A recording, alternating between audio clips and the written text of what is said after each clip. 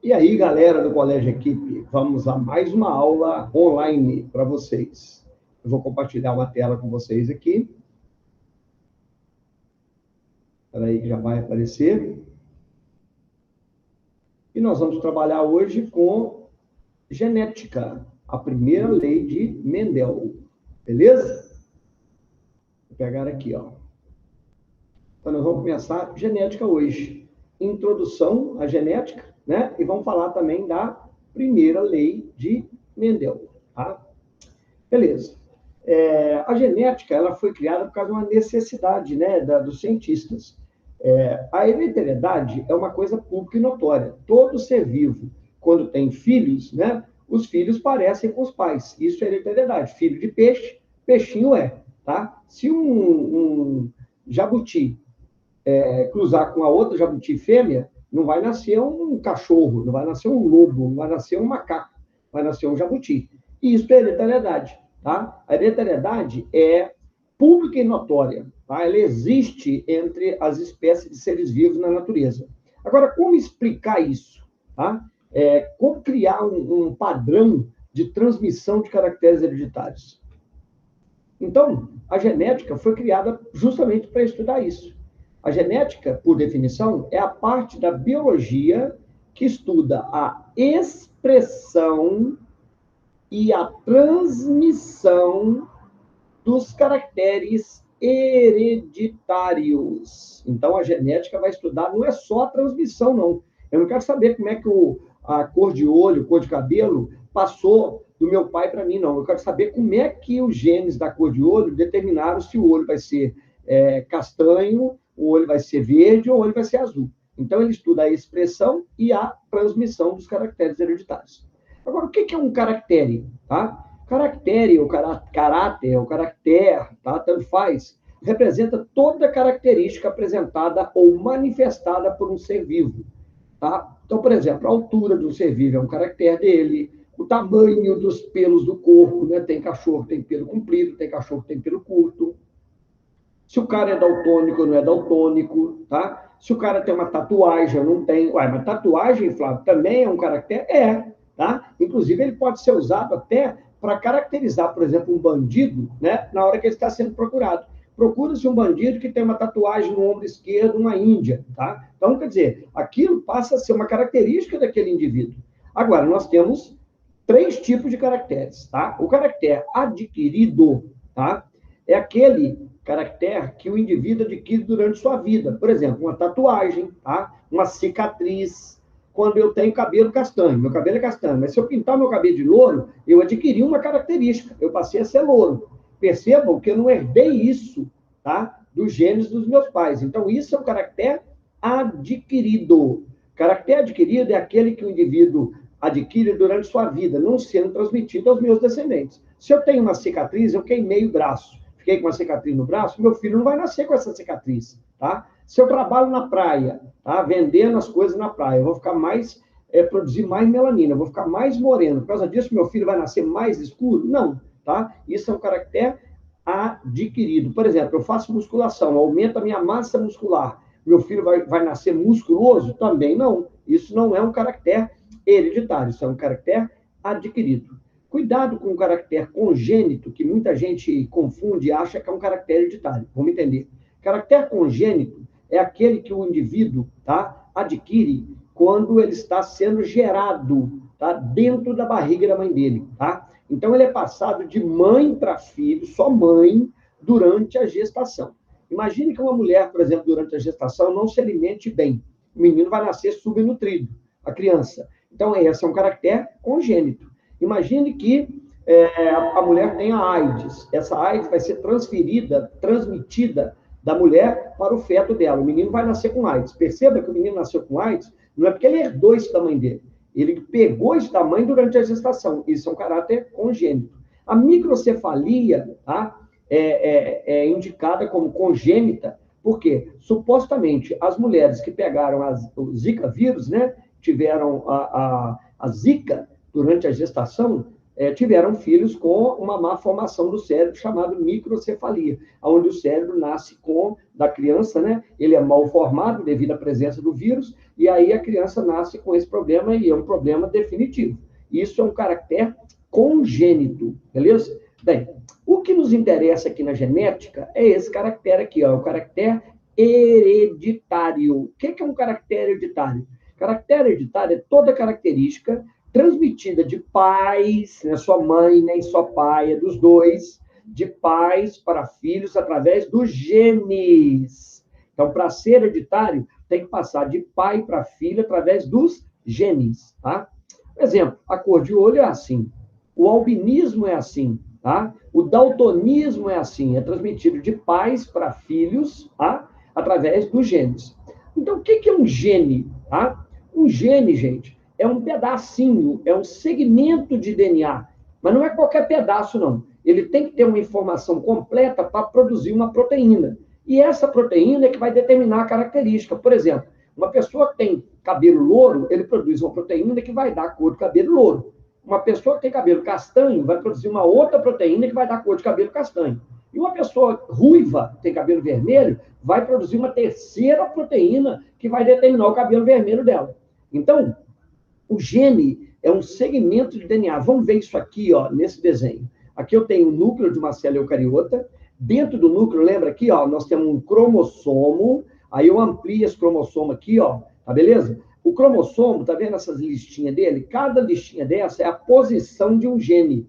Tá? Aqui, por exemplo, está o gene para cor de olho, aqui está o gene para o tipo sanguíneo, aqui está o gene para o tipo de cabelo, aqui está o gene que vai determinar o crescimento. Cada posição do gene é chamado locus gênico, tá? Então, o gene, ele ocupa um lugar certo no cromossomo. Esse lugar dele, esse endereço dele é chamado locus gênico. Quando você pega uma sequência de locus, cor de cabelo, tipo sanguíneo, cor de olho, crescimento, quando você junta todos esses locus, a gente chama de loci. O que é o loci? O loci é como se fosse uma rua de cromossomos, onde você tem o endereço de cada gene no cromossomo. Então, loci é o plural de locus, beleza? Bem, quando um gene, se você pegar aqui, olha, esse cromossomo e esticar ele, olha, você vai ver que você tem a cromatina, lembra da cromatina, tá? Ó, e a cromatina é formada de quê? De DNA mais histona, que são essas bolinhas azuis, tá vendo? O verde é o DNA, aí você amplia, você chega no DNA. Tá vendo que o DNA é um bifio. Então, você pega o DNA, vamos voltar ao contrário. Aí o DNA se associa com histonas, vai formar o cromonema. Quando ele está desespiralizado, você tem a cromatina, e quando ele está espiralizado, vira o cromossomo. E no cromossomo, eu vejo a posição dos genes. Como é que chama? Locus. E o conjunto de todos os locus chama loci, tá? Quando um gene sofre uma mutação, ele tem uma variação, uma variante. A variação de um gene é chamado de alelo. Então, por exemplo, nem sempre existiu as pessoas com cabelo louro, tá? Provavelmente no início, né, os primeiros humanídeos que tinham na sequência da Terra, né, provavelmente todos tinham cabelo ou escuro ou castanho, tá? Bem, num belo dia, um gene desse sofreu uma mutação e apareceu um gene que determinava a cor meio amarelada, que é a cor do cabelo louro. Então, esta variação do gene é chamada de gene alelo. Vamos lembrar, se o alelo é a variação do gene, ele tem que ocupar o mesmo locus no cromossomo, tá? Então, ele tem que ter a mesma posição do outro gene onde ele surgiu, tá? Bem, quando você tem cromossomos homólogos? Quando o cara é diploide. Quando que uma pessoa é diploide? Quando ele tem um cromossomo que veio da mãe dele, tá? E um outro cromossomo que a gente chama de homólogo que veio do pai. Bem, se um homólogo veio da mãe e o gene para cor de olho dele está nessa posição, o homólogo que veio da mãe, o gene da cor de olho tem que estar na mesma posição. Então, esses dois genes alelos, eles têm que ter o mesmo locus no cromossomo homólogo. Eu não posso ter gene para cor de olho aqui, no cromossomo que veio do pai, e aqui no meio, no cromossomo que veio da mãe. Isso não existe, eles não são homólogos, tá? Isso não existe dentro de uma mesma espécie. Beleza? Bem, a genética ela vai estudar a caracterização de cada organismo. Então, isso é chamado genótipo, tá? O que é um genótipo? É a representação da constituição gênica de um organismo. Quais são os genes que tem naquele organismo? Quais são os genes que ele herdou do pai dele ou da mãe dele, tá? A palavra genótipo, então, é a representação gênica de um determinado organismo. Para representar o genótipo, nós vamos usar letras, tá? Isso foi convencionado, usar letras. O gene, por exemplo, o gene para a produção de melanina, ele foi chamado de gene A. Existem 2 alelos para esse gene que foram criados pela mutação durante o processo de evolução humana. O alelo azão, tá? Que vai determinar a produção de melanina normal, e a pessoa tem pele normal. E tem um alelo, uma versão, uma mutação que surgiu, que não produz melanina.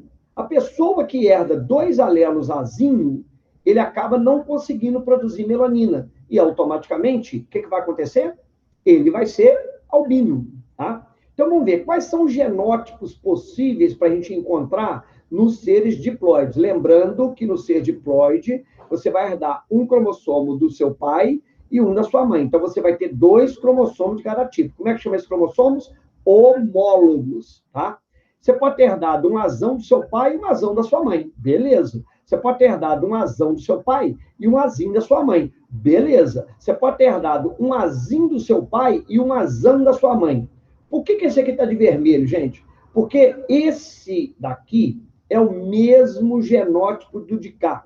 Perceba que os dois têm genes alelos diferentes. Então, a gente nunca coloca o alelo pequenininho na frente. Então, a gente nunca vai usar azinhazão. Então, eu só deixei claro aqui azinhazão para mostrar que o azinho veio da mãe e o azão veio do pai, beleza? E pode ser um azinho do pai e um azinho da mãe também, tá? Aqui nós vamos ver, ó, esse cromossomo que está do lado de cá, tá? Ele está duplicado, então ele tem cromátides irmãs, tá? Esse aqui também está duplicado, tem cromátides irmãs. Esse aqui é o locus do gene A, tá? E esse aqui é o homólogo do de cá. Então, se aqui tem um gene azão, a irmã do lado aqui dela tem que ter um gene azão. Irmã é idêntica. Observe que a homóloga que veio da mãe, ela tem um azinho aqui, ó. Então, o cara, ele vai ter um gene azão que veio do pai e um gene azinho que veio da mãe. Olha o B. O gene B, ele já herdou um Bzão do pai e um Bzão da mãe, tudo bem? E o gene C, ele herdou um Czinho do pai e um Czinho da mãe, tá? O conjunto de todos esses locos nós chamamos de loci, nós já aprendemos isso lá atrás, beleza? Bem, quando o indivíduo tem 2 genes alelos iguais, não varia se for 2 maiúsculos ou 2 minúsculos. Nós vamos ver que depois o maiúsculo e o minúsculo é o dominante e o recessivo, tá? Já vamos falar isso. Bem, não importa. Nós chamamos esse cara de homozigoto. Por que homozigoto? Porque ele sempre vai formar zigotos parecidos, ó. Os zigotos dele vai ser sempre... se o cara é azão, ele só vai ter zigoto azão. Se o cara é azinho, ele vai ter só zigoto azinho. Beleza? Na hora que ele for formar o zigoto. Então, ele é chamado homozigoto. Então, o homozigoto é o indivíduo que tem genótipo com 2 alelos iguais. E o heterozigoto é o indivíduo que apresenta 2 genes alelos diferentes. O azinho, azão, azim e o azinho, azão. Volto a representar ele de vermelho, vou parar com isso agora. Daqui para frente, mesmo que o azinho tenha ter vindo do pai ou da mãe, não importa. A gente nunca coloca o azinho na frente. A gente coloca sempre o azão na frente, tá?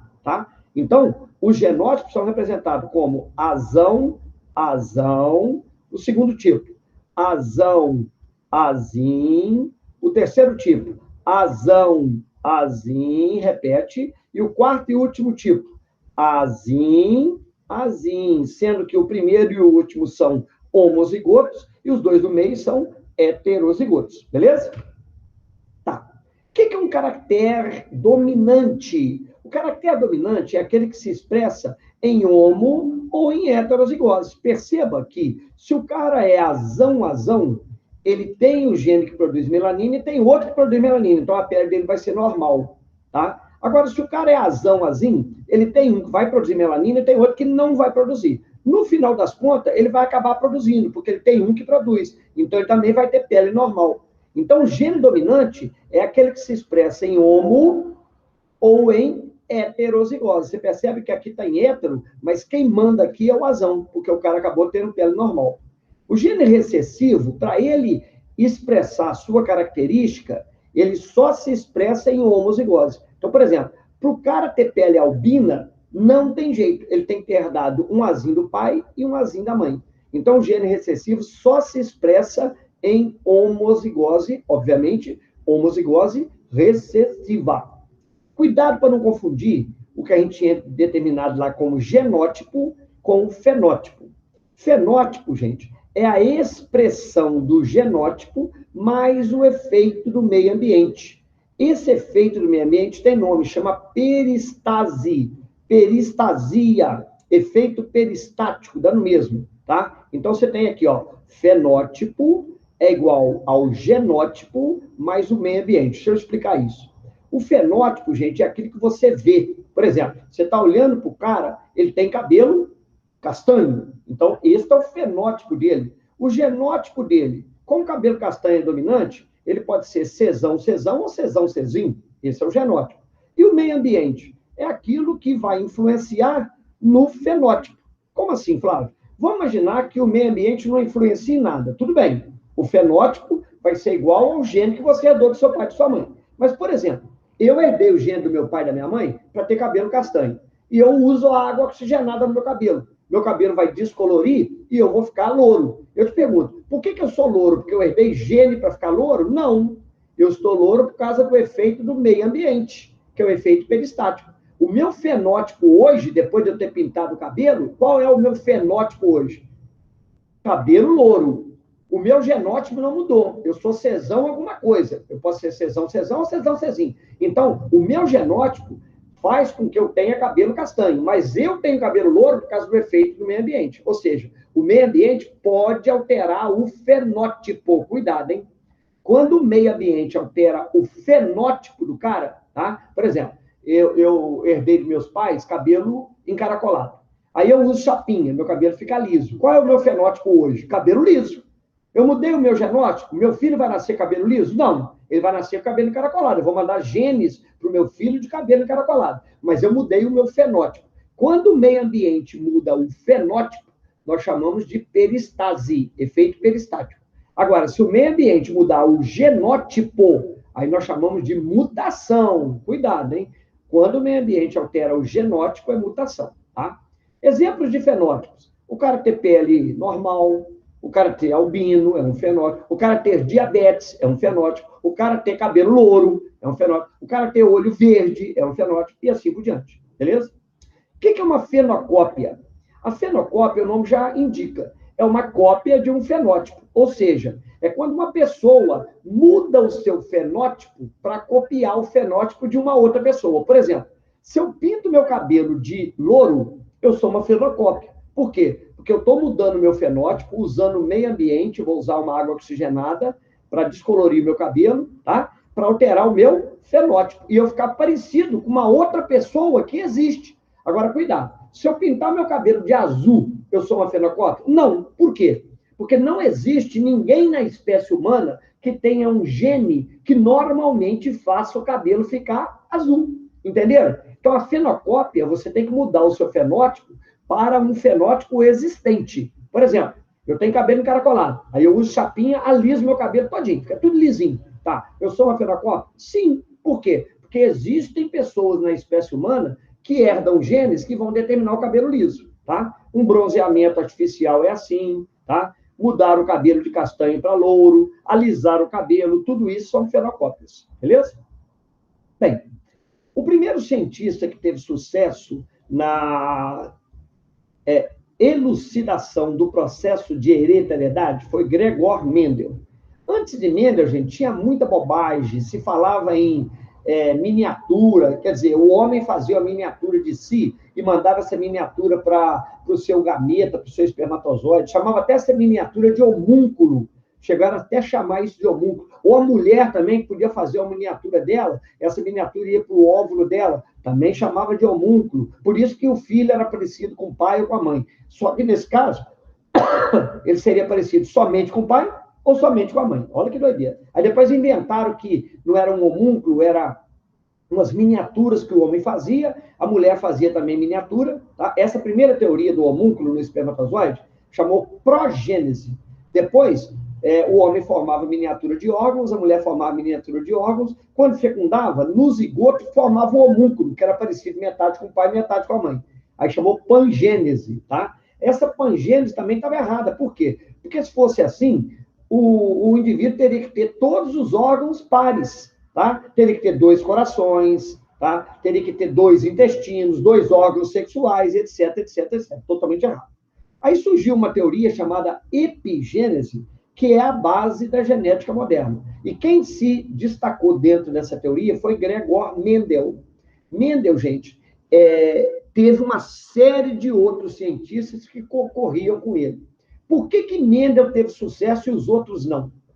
Ele era foda? Não. O Mendel, ele soube escolher o material para trabalhar.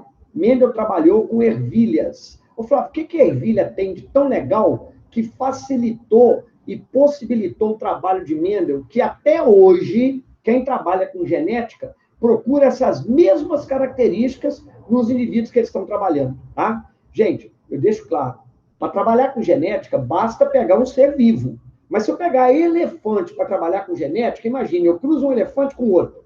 Aí eu vou ver se o filho dele vai ter a característica. O filho dele vai demorar quase 1 ano e meio para nascer. Aí nasce o filho dele com a característica. Agora eu quero que esse filho vai passar essa característica para o neto. Eu tenho que esperar esse filho 5 anos, ele crescer, ficar adulto. Nossa Senhora, acabou minha vida e eu não consigo ver 10 gerações de elefante, pai, filho, neto, bisneto e trineto. Não tem jeito. Agora, quando você pega uma ervilha, você tem fácil cultivo, você facilita o seu experimento em cruzamento, em hereditariedade, tá? Ela apresenta caracteres contrastantes. Mendel trabalhou com 7 caracteres da ervilha. Cor da ervilha, aspecto da ervilha, se ela é lisa ou rugosa, cor da vagem, aspecto da vagem, se ela é lisa ou rugosa, cor da flor, tá? Posição da flor na planta, se ela é terminal ou axilar, altura da planta, se a planta é mais alta ou mais baixa. Então, percebam que não tem confusão. Se a planta tem uma semente lisa, é lisa, não tem como você confundir com a outra que é rugosa, tá? Por exemplo, se você fosse usar uma genética humana, hoje em dia se estuda genética de gente, mas naquela época, quando você não sabia nada, se você pegasse uma pessoa negra e uma pessoa branca e fosse olhar os filhos dela, iria nascer cores de peles completamente distintas, tanto do pai quanto da mãe. E como é que você ia analisar isso, tá? Então, é importante aparecer caracteres contrastantes. Uma outra coisa fundamental, o ciclo de vida da ervilha é muito curto. Ou seja, em 3 meses a ervilha planta, nasce, cresce, floresce e produz semente. A semente da ervilha, galera, já é o filho dela. Aí você pode plantar outra vez, a semente vai demorar 3 meses para nascer, crescer, produzir semente. Aí você pode plantar outra vez mais 3 meses. Ou seja, em 1 ano, você tem 4 gerações. É como se você tivesse o pai, o filho, o neto e o bisneto em 1 ano. Imagina você ter 4 gerações de manga. Quanto tempo que ia demorar uma mangueira para ela crescer, para ela dar uma flor? Impossível, tá? Bem, uma outra coisa é ter um grande número de descendentes. Tipo assim, eu pego um boi branco e uma vaca preta, cruzo os dois, aí nasce um bezerro malhado. Eu posso falar que 100% dos filhotes desse casal vão ser malhados? Será que não vai nascer nenhum só preto? Será que não vai nascer nenhum só branco? Eu não sei. Só nasceu um filhote. Tá? Se tivesse nascido naquele cruzamento 30 bezerros, pô, Flávio, como é que uma vaca vai ter 30? Não tem jeito, é impossível. Mas se tivesse nascido 30 bezerros e todos os 30 fossem malhados, opa, você fala, ó, isso aí, obrigado, nascer malhado sim.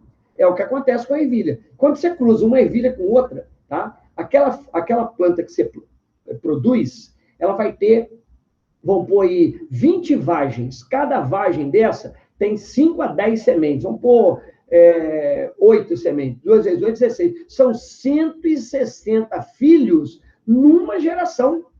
É muito mais fácil de você chegar a uma conclusão correta. Você diminui o erro experimental porque você tem uma grande quantidade de repetições. É mais ou menos assim, olha. Deixa eu explicar para vocês. Eu quero saber qual a probabilidade de dar cara no lançamento de uma moeda, tá? Aí eu chamo 2 alunos meus. Prova para mim que a probabilidade de dar cara é 50%. Aí um aluno fala assim, eu vou provar, Flávio. Eu vou jogar uma vez a moeda, 2 vezes a moeda para cima. Aí joga uma vez, deu cara.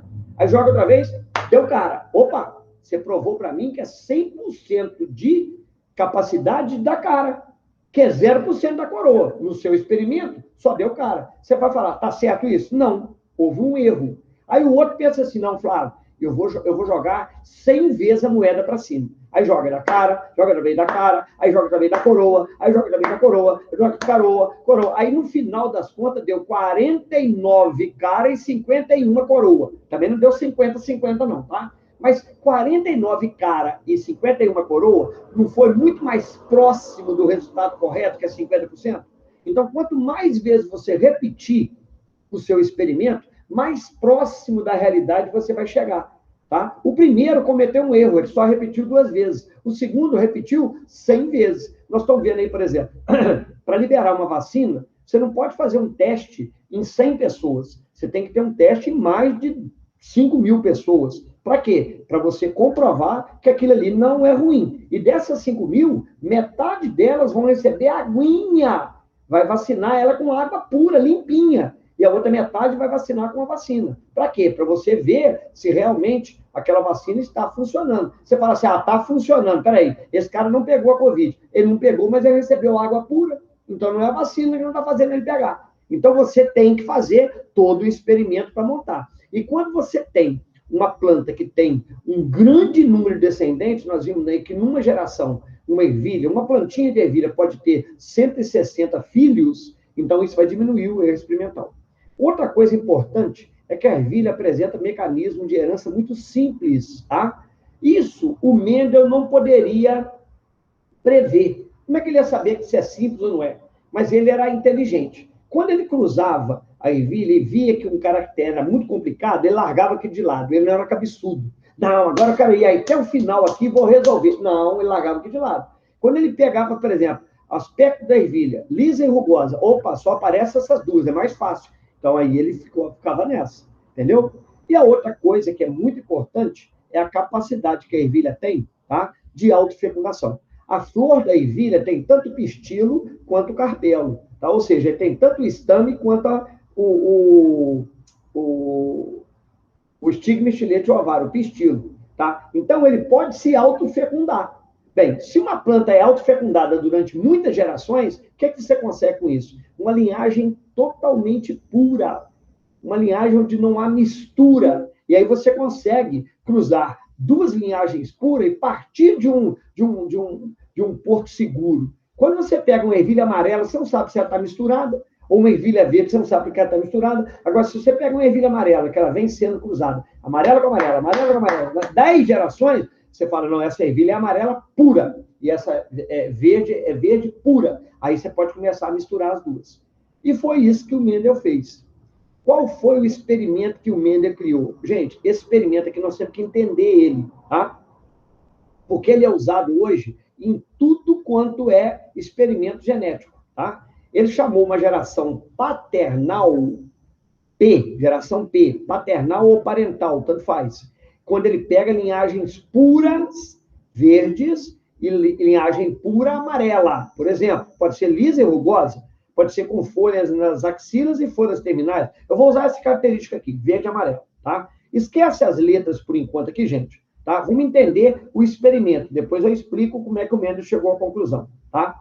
Então ele pegou uma geração parental de linhagens puras. Como é que ele sabia que essa verde era pura? Ele cruzou várias vezes autofecundação. Como é que ele sabia que essa amarela era pura? Ele cruzou várias vezes autofecundação. Então ele sabia que ele tinha uma pura verde e uma pura amarela. O que ele fez então? Ele plantou as duas, foi lá na florzinha da verde e cortou o estame dela. Ou seja, ele impediu a autofecundação. Foi lá na folhinha quando ela floresceu, tá? Na amarela e cortou o estame.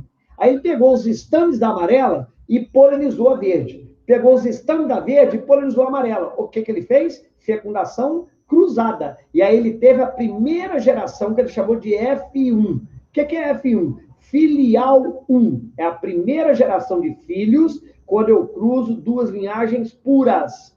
Quando ele cruzou a verde com a amarela, o que ele viu? Tá? Ele viu que 100% dos filhos eram amarelos. Tá? Isso foi um outro viés do trabalho de Mendel que a gente não pode esquecer. Além de todas essas características aqui que ele soube escolher no material, ele soube trabalhar com material que traz... Hoje em dia, o que você trabalha no genético? Ele trabalha com rato, ele trabalha com aquela mosquinha das frutas, porque ela tem todas essas características aqui. Ela é de fácil cultivo, apresenta caracteres contrastantes, ciclo de vida curto, tem um grande número de descendentes, tem mecanismo simples de herança. Então, todas essas características são desejáveis no experimento em genética. Beleza? Tá. Então, quando ele pegou a linhagem pura verde e uma linhagem pura amarela e cruzou as duas, só deu amarela, 100%. Esta foi a outra característica do trabalho de Mendel. Mendel não avaliava só se nasceu verde ou amarelo, não. Ele queria saber quantos por cento. Ele fazia uma avaliação quantitativa. Gravem isso. Quais são as razões do sucesso de Mendel? São duas. Primeiro, ele soube escolher o material para trabalhar, material que tem aquelas características ali que nós falamos. E segundo, ele fazia uma avaliação qualitativa, se é verde ou amarela, mas também quantitativa. Ele fazia estatística do experimento dele. Então, ele viu que 100% das filhas, na primeira geração de filhos, como é que ele chamou a primeira geração de filhos? F1. Aí ele cruzou a F1 com ela mesma. Ele pegou essa amarela aqui, que não é pura mais, porque já veio do cruzamento, e cruzou com ela mesma. O que ele viu? Só deu sementes...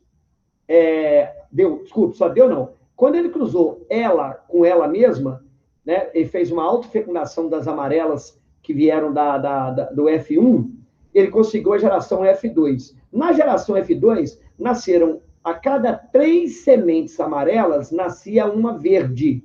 Tá? Ou seja, ele contou 75% dos filhos no F2 eram amarelas e 25% eram verdes no F2. Ponto. Agora, ele tinha que explicar isso. Como é que ele explicou? Vamos lá. Esta ervilha verde, ela era pura. Portanto, ela tinha 2 genes, um que era herdou do pai dela, outro que era herdou da mãe dela. Como, quando você cruza verde com amarelo, só dá amarela, ele concluiu que a amarela era dominante. Então, ele pôs como genótipo da verde, Vzinho, Vzinho. E o genótipo da amarela, Vzão, Vzão, porque a amarela é dominante. Por que ela é Vzão, Vzão, Flávio? Porque ela é pura. Ela está vindo de várias gerações de autofecundação. Onde só tem amarelo, só tem amarelo, só tem amarelo. Quando ele cruzou a amarela com a verde, um gene veio do pai, Vzinho, e um gene veio da mãe. Então, esse indivíduo do F1, ele não é mais homozigoto, ele é heterozigoto. Por que eles são todos amarelos, Flávio? Porque o Vzão é dominante sobre o Vzinho. E elas ficam todas amarelas. Vamos ver como é que isso acontece? Vamos lá, ó. O genótipo do pai, ele produz um gameta Vzinho e outro gameta Vzinho. E o genótipo da mãe, ele produz um gameta Vzão e outro gameta Vzão. Quando o gameta Vzinho do pai junta com o Vzão da mãe, dá Vzão, Vzinho. O Vzinho do pai com o Vzão da mãe, Vzão, Vzinho. O Vzinho do pai com o Vzão da mãe, Vzão, Vzinho. O Vzinho do pai com o Vzão da mãe, Vzão, Vzinho. Ou seja, 100% de amarelas, Vzão, Vzinho. Agora ele vai cruzar um Vzão, Vzinho, que é a amarela do F1, com ela mesma, com Vzão, Vzinho. Então ele vai ter esse cruzamento aqui, ó. O pai vai produzir um gameta Vzão e um gameta Vzinho. E a mãe vai produzir um gameta Vzão e um gameta Vzinho. Na hora que cruzar o gameta Vzão do pai com o Vzão da mãe, vai dar um Vzão, Vzão, que vai ser amarelo. Quando cruzar um Vzinho do pai com o Vzão da mãe, vai dar um Vzão, Vzinho, que vai ser amarelo também. Quando cruzar um Vzão do pai com o Vzinho da mãe, vai ser Vzão, Vzinho, que vai ser amarelo também. Agora, quando pegar um Vzinho do pai e um Vzinho da mãe, que é a única chance, vai ser verde. Bem, isso é o que eu espero que aconteça. Vamos ver o que ele viu acontecendo? Foi exatamente isso. Cada 4 que nascia, 3 era amarela, 75%, e uma era verde, 25%. E ele descobriu, assim, a lei da transmissão dos caracteres hereditários. Qual foi a lei que o Mendel criou? Ele passou a explicar para as pessoas, tá? Para os cientistas, que A característica hereditária de um corpo de um ser vivo, cor de olho, cor de pele, cor de cabelo, qualquer característica hereditária, não é determinada por um gene, e sim por dois. Por que dois?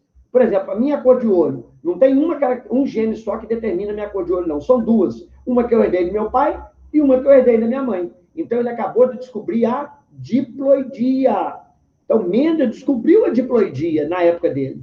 Ele diz na primeira lei dele que é o seguinte: cada caractere hereditário do corpo de um ser vivo é codificado por dois genes, beleza? E a outra máxima da primeira lei de Mendel, que na hora da reprodução sexuada, o indivíduo, ele tem dois genes, mas ele só vai mandar um deles, ao acaso, para o filho. Porque o outro vai vir de quem? Da sua esposa ou da sua parceira. Entenderam? Tá? Então, esses são os dois enunciados da primeira lei de Mendel. Cada característica hereditária do corpo de um ser vivo é codificado por dois genes. E na hora da reprodução sexuada, você vai mandar um deles, ao acaso, pelos seus gametas, para os seus descendentes. Beleza? Bem, aí vários cientistas começaram a questionar o Mendel. Ah, Mendel, você está errado. Isso aí que você falou é só para a ervilha. Isso não acontece com os outros seres, não. Aí o que o Mendel fez? Ele começou a mostrar que o que ele falou era geral. Tá? Então, aqui ó, tem o que a gente chama variações da primeira lei. Tá? São situações onde há uma pequena variação, mas está valendo a primeira lei de Mendel ainda. Olha que interessante, vamos entender isso aqui. Ó. A primeira variante da primeira lei de Mendel é a própria herança com dominância total, que é a primeira lei de Mendel. Eu vou usar uma outra característica aqui, ó, cor da vagem. A vagem verde, cruzada com a vagem amarela, só deu vagem amarela, na F1, tá? Beleza? Então, a amarela é dominante. Aí, quando eu cruzo vagem amarela com vagem amarela, vai dar uma amarela para uma amarela, mais uma amarela, 3 amarelas para uma verde. Então, qual é a proporção em que aparecem os fenótipos? 3 dominantes para 1 recessivo. Então, quando aparecer 3 dominantes para 1 recessivo, nós temos um caso de dominância total. Agora, vamos ver os genótipos. Um desses dominantes é homozigoto, vezão. 2 são heterozigotos, vezão. E um, que é o recessivo, é vezinho. Então, qual é a proporção genotípica? É um homozigoto dominante para 2 heterozigotos para 1 homozigoto recessivo. Bem, esta proporção genotípica do F2 caracteriza a primeira lei de Mendel. Então, peraí. Sempre que aparecer 1 para 2 para 1, nós estamos na primeira lei de Mendel. Se eu cruzar 2 indivíduos heterozigotos, vezinho com vezinho, azão com azão, não importa, vezinho com vezinho, se der 1 homozigoto dominante para 2 heterozigotos para 1 homozigoto recessivo, isto é a primeira lei de Mendel. Vamos ver um caso agora com codominância. Aí você fala, isso não é a primeira lei de Mendel. É sim, é a primeira lei de Mendel. Isso é uma variação da primeira lei de Mendel. Como é que eu sei que é a primeira lei de Mendel, Flávio? Vocês vão ver que o F2 dele vai ter a mesma proporção genotípica. Então, o gene está se transmitindo do mesmo jeito que Mendel pensou. A única diferença é o fenótipo. Por quê? Porque aqui agora você não tem mais dominância. Um alelo não suprime o outro. Olha aqui, ó. O vezão impede o vezinho de falar. Para ser verde é vezinho e para ser amarelo é vezão. Quando tem os dois, o vezão impede o vezinho, porque o vezão é completamente dominante sobre o vezinho. Agora vamos ver aqui nesse caso, ó. Eu tenho uma flor branca, eu vou cruzar ela com a flor vermelha, tá? Aí quando eu cruzo a flor branca com vermelho, não apareceu nem branca, nem vermelha. Então quem é dominante, o branco ou o vermelho? Não dá para saber. Nesse caso, há uma codominância. Por quê? O alelo que determina a cor branca manda. E o alelo que determina a cor vermelha manda também. E aí, o branco manda produzir pigmento branco, o vermelho manda produzir pigmento vermelho, e a flor fica rosa, no meio termo. E isso é um caso de codominância. Nesse caso, qual letra que eu vou usar? V ou B? Eu aconselho usar índices. Então, olha aqui, ó. Qual é o genótipo dessa flor branca? Ela tem que ter 2 genes, lembra disso? Ela tem cor, o gene é C, gene para cor de flor, mas ela determina a cor branca. Então, C índice B, C índice B, ela é homozigota. E essa aqui, vermelha, é o mesmo gene, C, só que é um alelo, que determina a cor vermelha. Então, é C índice V, C índice V. Esta planta é homozigota, CB, e essa planta é homozigota, CV. Beleza? Cruzando as duas, qual vai ser o filho? CB. Quem domina aqui? O que manda a cor branca ou o que manda a cor vermelha? Nenhum dos dois. Eles são codominantes ou semidominantes. E aí, o B manda produzir branco e o vermelho manda produzir vermelho. E a flor fica rosa. Bem, agora, quando eu cruzo CB com CB, quais são os filhos? CB, aí vai ser o quê? Só tem gene para cor branca, vai ficar branca. CV, vai ficar rosa. CV, também vai ser CV, vai ficar rosa. E, por último, CV, vai ficar vermelha. Percebam que a proporção do genótipo ficou igual de Mendel. Olha lá, ó, é um homozigoto para 2 heterozigotos para um homozigoto. Se é 1 para 2 para 1, esta é a proporção que o Mendel tinha falado. Então, não mudou nada. Isto é a primeira lei de Mendel. Agora, o que mudou? A proporção fenotípica. Era 3 amarelos, vamos variar isso, 3 dominantes para 1 recessivo, não era? Aqui não. Aqui vai ser 1 para 2 para 1. Você vai ter uma branca para 2 rosas para uma vermelha. 1 para 2 para 1. Portanto, isso é um caso de codominância. Tá, deixa eu apagar essa lenha toda que eu fiz aqui para vocês poderem entender essa bagunça. Então, vamos lá. O que determina que eu estou na primeira lei de Mendel? É a proporção genotípica de quem, galera? Do F2. O que é o F2? Quando eu cruzo 2 indivíduos heterozigotos. Se der 1 homozigoto para 2 heterozigoto para 1 homozigoto, é a primeira lei de Mendel. Agora, qual é o caso da primeira lei de Mendel? Depende. Se der 3 de uma característica dominante para 1 de uma característica recessiva, 3 para 1, é um caso de dominância total. Deu 1 para 2 para 1. A proporção genotípica. 1 para 2 para 1, não é? Então, primeira lei. Agora, a proporção fenotípica, 1 para 2 para 1. Repetiu. Então, agora eu tenho um caso de codominância. Se der 3 para 1 no fenótipo, é um caso de dominância total. Se der 1 para 2 para 1, é um caso de codominância. Bem, esse caso de herança congênita letal também é a primeira lei de Mendel. Nesse caso, um dos alelos, quando está em homozigose, ele é tão ruim que ele mata o indivíduo, por isso que ele é chamado de letal. Ele cria uma doença que mata o cara. Então, isso foi descoberto, por exemplo, em camundongos. Quando você pega um camundongo amarelo e cruza com outro camundongo amarelo, tá? E nunca vai dar só amarelo, vai dar amarelo e agute, que é um marrom escuro. Bem, o que você deduz disso? Que esses 2 camundongos amarelos não são homozigotos. Eles só podem ser o quê? Heterozigotos. Então, aqui eu tenho um casão, casinho. Quais são os filhos? Tá? Os filhos vão ser casim, que vai ser o agute. Casão, que vai ser amarelo. Casão, que vai ser amarelo. E o outro? Casão. Só que o casão era para ser amarelo, para ser igual ao primeiro caso lá. Mas ele é tão ruim que ele mata o embrião. O embrião não se forma. E aí você tem um gene letal. O que vai acontecer com o gene letal? Presta atenção. O genótipo dele é formado? É. Então, qual é a proporção genotípica aqui? 1 para 2 para 1. Se é 1 para 2 para 1, eu estou aonde, gente? Na primeira lei de Mendel. Eu estou na primeira lei de Mendel. Agora, qual é a proporção fenotípica? Bem, esse embrião aqui nasce? Não, então eu não vejo o fenótipo dele. Esse aqui nasce é amarelo, esse nasce é amarelo, esse nasce é agute. É um marrom escuro. Portanto, qual é a proporção fenotípica? É 2 para 1. Quando a proporção fenotípica do F2 for 2 para 1, eu estou num caso de gene letal. Então, repetindo aqui para não deixar dúvidas. Deixa eu apagar isso tudo aqui para a gente ver. Em todos esses casos aqui, nós estamos na primeira lei de Mendel. Por quê? Porque a proporção da geração F2, como é que eu sei que essa aqui são gerações F2? Que eu estou cruzando 2 heterozigotos 2 heterozigotos, e eu estou cruzando aqui 2 heterozigotos. Então, aqui o que está aparecendo aqui embaixo é o F2.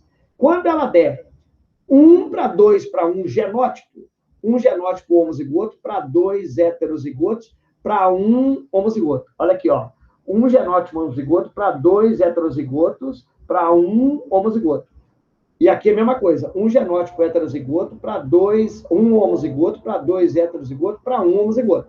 1 para 2 para 1. Primeira lei de Mendel.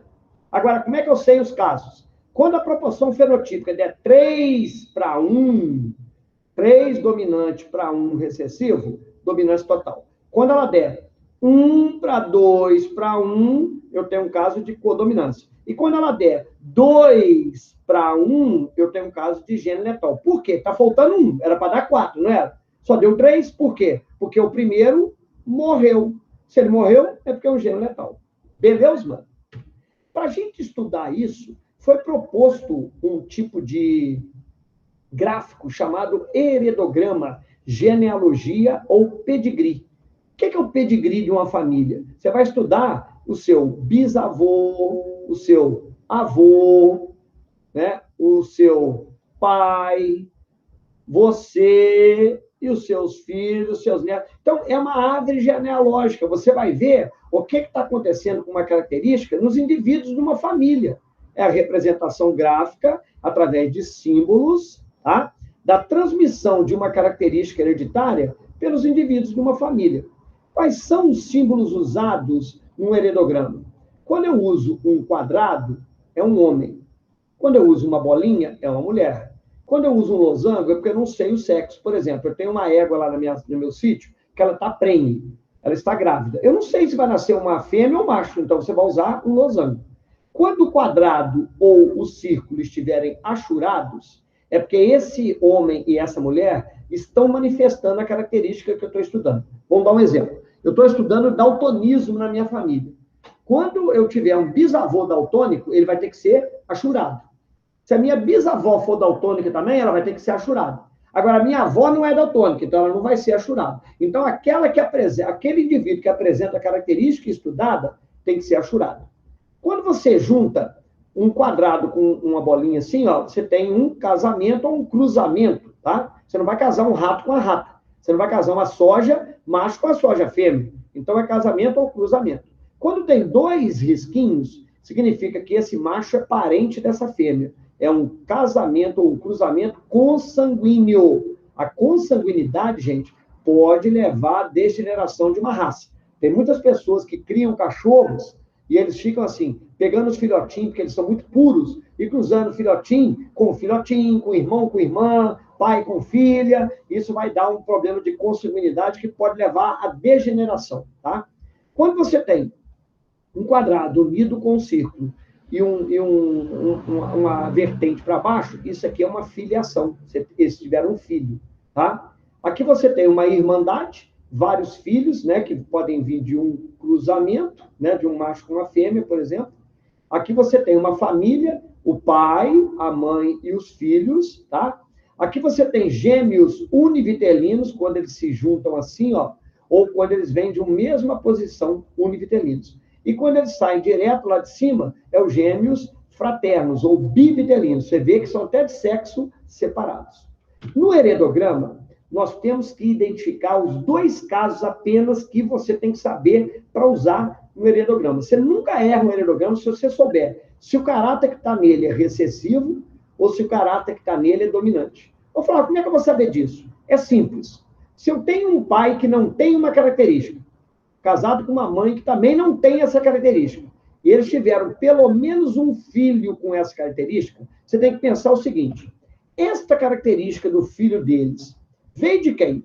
Veio do pai e veio da mãe. Com certeza veio. Esse filho não é adotado. Ele é filho do casal. E ele tem uma característica diferente do pai e diferente da mãe. É sinal que esse pai tem um gene para essa característica. Pô, como é que o pai tem um gene com uma característica e não tem a característica? É porque essa característica só pode ser o quê? Recessiva. Então, gravem isso. Quando um casal não tem uma característica e tem pelo menos um filho que tem a característica, esta característica só pode ser recessiva. Qual seria o genótipo desse pai? ele seria azão, azinho, presta atenção. O que faz ter a característica é o azinho. Como o pai tem um azão, ele não tem a característica. E a mulher dele? Também seria azão, azinho. Essa primeira filha seria azão alguma coisa, não sei, porque ela pode ser azão do pai e azão da mãe, ou pode ser azão do pai e azim da mãe. Eu não sei, então não dá para pôr nada, você tem que pôr azão traço. Quando você não consegue identificar no heredograma, você tem que pôr azão traço. Esse filho azul, ele tem a característica? Tem. Então, ele só pode ter herdado o quê? Por infelicidade dele, o azinho do pai e o azinho da mãe. E esse outro irmão dele, ele é azão traço também. Por quê? Ele herdou um azão ou do pai dele ou da mãe dele, e o outro eu não sei, pode ser outro azão ou pode ser outro azinho. Beleza? Aqui tem um exemplo de um heredograma onde você tem várias gerações, ó, geração número 1, geração número 2, geração número 3. Isso é uma forma de designar os indivíduos do heredograma. Ó. Geração número 1, indivíduo 1. Geração número 1, indivíduo 2. Geração número 2, indivíduo 1. Geração número 2, indivíduo 2. Geração número 3, indivíduo 1. Geração número 3, indivíduo 2. Como é que chamaria esse indivíduo aqui, ó? Geração número 3, indivíduo 5. Entenderam? Tá? Perceba aqui o seguinte. Olha esse casal aqui, ó. Geração número 1, indivíduo 1. Geração número 1, indivíduo 2. Os dois não têm a característica. E esta filha deles aqui, ó, é filha deles. Ela casou com um cara, mas não tem problema, ela é filha deles. Ela tem a característica. Portanto, essa característica que a filha tem só pode ser recessiva. Então, essa menina, ela é azinho, azinho. Um azinho desse veio do pai. E o outro azinho veio da mãe, com certeza. Mas o pai é achurada e a mãe é achurada, não. Então, esse pai tem que ter um azão, essa mãe aqui, desculpe, e esse pai tem que ter um azão também. Beleza? Agora, olha os filhos dele. Azão traço, não dá para saber. Azão traço, não dá para saber. Ah, Flávio, por que você pôs azão, azinho aqui? Calma. Esta menina aqui também não daria para saber, não. Ela tinha que ser azão traço. Mas olha a filha dela, com o marido dela. A filha dela é azinho, azinho. Então, eu matei o genótipo da 5, não pelos pais dela, e sim pela filha dela. Se a filha dela é azinho, azinho, um azinho tem que ter vindo da mãe, e com certeza o outro azinho do pai. Então, quem deixar azão traço aqui e azão traço aqui está errado, vai errar na prova. Aqui tem que ser azão, azinho, e aqui também é azão, azinho. Agora, o filho dele, 4, é azão traço, o 5 é azão traço. Agora, olha lá de cá, ó. Esse cara aqui era para ser azão traço, não era? Mas olha o filho dele, azinho, azinho. Um azinho veio da mãe, com certeza, e o outro azinho tem que ter vindo do pai. Então, o pai tem que ter um azinho. Tá? Agora, cuidado. Esta filha do casal, ela não tem a característica. Então, ela é azão alguma coisa, concorda? Ela é azão traço, não é? Ela é azão traço, não é? Mas olha a mãe dela. A mãe dela só tem azinho para mandar. Então, a mãe dela manda um azinho. Então, ela tem que ser azão, azinho. Quem deixar azão traço aqui tá errado. A mesma coisa é explicar. Ele é azão, azinho. Entenderam o raciocínio? Agora, quando é que eu sei, tenho certeza que o caráter é dominante? Vamos lá. Observe que agora é o contrário. Aqui eu tinha, deixa eu apagar aqui para vocês verem direitinho. Espera aí, pumba. Eu tinha um pai que não tinha, a mãe que não tinha e tiveram um filho que tem característica. Aqui é o contrário. Eu tenho um pai que tem, a mãe que tem e tem um filho que não tem. Opa! Então, a característica que o pai tem aqui só pode ser dominante. Então, esse pai, o que ele é? Ele é azão alguma coisa, essa mãe é azão alguma coisa, e essa filha dos dois não tem a característica. Então, o que ela é? Ela não pode ter azão, ela só pode ter azinho, azinho. Se ela é azinho, azinho, um azinho tem que ter vindo do pai e o outro azinho tem que ter vindo da mãe. Ô, Flávio, é a mesma coisa de lá. Não é a mesma coisa de lá. Perceba que aqui, quem tem a característica, quem está de cor azul, é o azim, azim. E aqui, quem tem a cor azul é quem? É o azão, alguma coisa. É o azão, alguma coisa. Como é que eu identifico isso? Vem cá, ó. Quando eu tenho mãe que não manifesta, pai que não manifesta e filho que manifesta, caráter recessivo. Agora que eu tenho mãe que manifesta, pai que manifesta e um filho que não manifesta, o caráter tem que ser dominante. Então, aqui, ó, olha aqui. Aqui quem é pretinho é azinho, azinho. E aqui os azinho, azinho é quem é branquinho.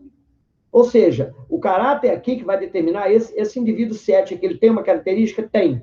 Essa característica dele é azão alguma coisa. Então, ela é dominante. Entenderam bem o negócio? Todo mundo entendeu? Show de bola. Para terminar, nós vamos falar sobre os alelos múltiplos. Nós vimos que quando eu tenho um gene azão, que era um gene que existia desde a entrada do ser humano na Terra, aí surgiu uma mutação dele e veio uma versão. Como é que chama essa versão dele, azim? É um alelo, né? Beleza? E se ele sofreu uma outra mutação e apareceu um gene azim linha, um outro gene, aí você tem os alelos múltiplos. Você tem 3 alelos aqui quando tem 2 mutações. Quando tem 3 mutações, você vai ter o azim, 2 linhas. Aí você já vai ter o quê? 4 alelos. Então, cada vez que acontece uma mutação, surge um novo alelo. Quando você tem uma mutação, 2 alelos. 2 mutações, 3 alelos. 3 mutações, 4 alelos. Deu para entender? Aqui está um exemplo disso. Ó. Você tem um gene selvagem. Ah, selvagem, gente, é o nome que a gente dá ao gene original, aquele primeiro gene que apareceu, tá? Aí ele sofreu uma mutação, criou uma versão azim, que é um alelo, e outra mutação, criou outra versão azim linha, 2 linhas. Bem, cuidado. Aqui eu tenho quantos genes agora? Um que é o azão, um que é o azim linha e outro que é o azim 2 linhas. Eu tenho 3, não tem? Mas o cara diploide só vai poder ter quantos, gente? 2, porque ele herdou um do pai e um da mãe. Então, eu tenho que combinar esses 3 alelos 2 a 2. Quais são os genótipos possíveis e os respectivos fenótipos? Vamos lá. Azão, azão, o cara pode ser. Ele pode ser azão, azim, linha. Ele pode ser azão, azim, 2 linhas. Se o azão é dominante, todos esses 3 vão ser representados pelo fenótipo 1, que é devido ao gene azão. Beleza? Bem, se o cara é azim, linha, ou azim, linha, azim, 2 linhas, já tem o fenótipo 2. Se o cara é azim, 2 linhas, azim, 2 linhas, é a única situação onde o cara vai ter o fenótipo 3. O fenótipo 2 é devido ao azim linha, que é dominante sobre o azim 2 linhas, e o azim 2 linhas só vai aparecer quando o cara for homozigoto recessivo para azim 2 linhas. Nesse caso, gente, como os indivíduos são diploides, o pai e a mãe só mandam um par para os filhos. Portanto, eles têm que ser combinados 2 a 2, como eu acabei de falar. Beleza? Bem, vamos dar um exemplo real sobre alelos múltiplos. É o caso dos coelhos, tá? No caso do coelho, eu tenho um gene selvagem, um gene Czão, e ele sofreu 3 mutações. Aí criou um gene Czin-CH, que vai determinar a cor chinchila, tá? O gene selvagem, ele forma o agute, que é o cinza escuro, que é o Czão. O Czão, gente, ele domina todos. Ele junto com ele mesmo, vai dar o agute. Ele junto com o Czin-CH, vai dar o agute. Ele junto com o Czin-H, vai dar o agute. Ele junto com o Czin, vai dar o agute, que ele é o dominante, tá? Bem, o Czin-CH, ele vai determinar o coelho chinchila, tá?